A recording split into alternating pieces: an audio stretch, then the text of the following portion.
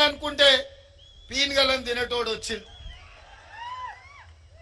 ఆమె 100 రోజుల్లో చక్కెర కర్మాగారం తెస్తా అన్నది. ఇక మా బండి గుండు ఉన్నారా మీ దగ్గర? ఇక బండిని గుండును నమ్మేటట్టు లేదని మీకు బాండ్ పేపర్ రాసిచ్చిండు, 5 రోజులల్లా మీకు పసుపు బోర్డు తెస్తా అని.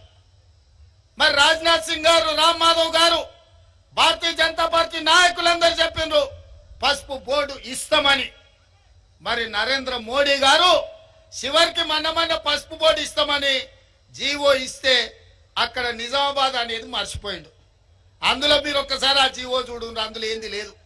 ఎక్కడ పెడతాడో నాకు తెలియదు. హిమాలయ పర్వతాలలో పెడతాడో, శంకరగిరి మాన్యంలో పెడతాడో, లేకపోతే నిజామాబాద్ గడ్డ మీద పెడతాడో. ఇవాళ కాడికి వరకు అది రాలే. కానీ ఆయన మారు వేషంతో ఇక్కడ పెట్టిన స్పైసెస్ బోర్డును అదే పసుపు బోర్డు అని నమ్మించే ప్రయత్నం చేసిండు, బుకాయించే ప్రయత్నం చేసిండు. గిదే గది గదే గిది అని. నేను అడగదలుచుకున్న మిత్రుడు ధర్మపురి అరవింద్, గ్రామాలలో బట్టలు ఉత్కనికే రింగ్ సబ్ అని ఉంటది. ఈ రింగ్ సబ్ కు డూప్లికేట్ కింద సేమ్ అట్లనే ఉంటది రన్ సబ్ అని ఒకటి వచ్చింది. ఏమయ్యా మిత్రమా అరవింద్, పసుపు బోర్డుకు స్పైసెస్ బోర్డుకు తేడా తెలియనోళ్ళనే మా రైతులు.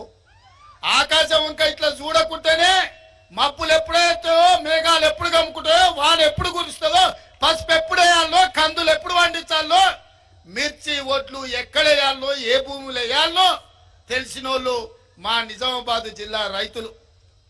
వెనకడికి ఎవడనంట తాతకే దగ్గు నేర్పిండట.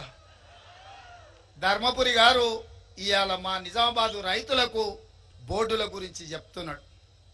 ఒకవేళ నిజామాబాద్ రైతుల గురించి తెలుసుకోవాలంటే అరవింద్, నువ్వు కాన్వెంట్ స్కూల్లో చదివినా నీకు పెద్ద తెలియదు, కానీ ధర్మపురి శ్రీనివాస్ గారిని అడుగుని చెప్తారు ఈ ప్రాంత రైతులు ఎంత చైతన్యవంతులు.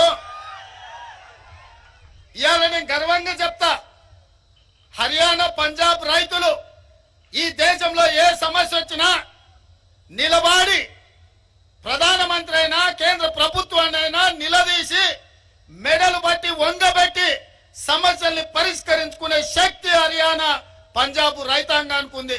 నరేంద్ర మోడీ రైతు వ్యతిరేక నల్ల చట్టాలు తెస్తే 16 నెలలు ఢిల్లీ సరిహద్దుల్లో లక్షలాది మంది రైతులు మోహరించి నరేంద్ర మోడీని ఓడించి రైతు వ్యతిరేక నల్ల చట్టాలను రద్దు చేసి రైతుల క్షమాపణ చెప్పించిన శక్తి హర్యానా పంజాబ్ రైతులకు ఉంది. ఆ తర్వాత దేశంలో ఆర్మూర్ నిజామాబాద్ రైతులకే ఆ పౌరుషం ఉంది అని నేను చెప్తున్నా. ఈ దేశంలో పంజాబ్ హర్యానా రైతులతో సమానంగా ఆత్మగౌరవంతో బతికే రైతాంగం ఎవరైతే ఉన్నారంటే అది నిజామాబాద్ ఆర్మూర్ ప్రాంతంలో. ఈ ప్రాంతంలో పసుపు వండించే, ఎర్రజొన్నలు వండించే రైతులు ఏ ప్రభుత్వాన్నైనా మెడలు వంచి వాళ్ళ సమస్యల్ని పరిష్కరించుకునే శక్తి ఈ ప్రాంత రైతాంగానికి ఉంది. అందుకే మిత్రులారా, 100 రోజుల్లో చక్కెర కర్మాగారం తెస్తా అన్న వాళ్ళను వాళ్ళ కర్మ గాలింది, వాళ్ళని పొలిమేర్లు దాటే వరకు తరిమేరు. మరి నేను ఇవాళ అడుగుతున్నా, 100 రోజులు అన్నోళ్ళకి గట్ల శిక్ష ఇస్తే 5 రోజుల్లో బోర్డు తెస్తా అన్న బోడగుండోళ్ళని ఏం చెప్తారో మీరు ఒక్కసారి ఆలోచన చెయ్యరు. కానీ మా పెద్దలు జీవన్ రెడ్డి గారు, నేను మీకు ఒక మాట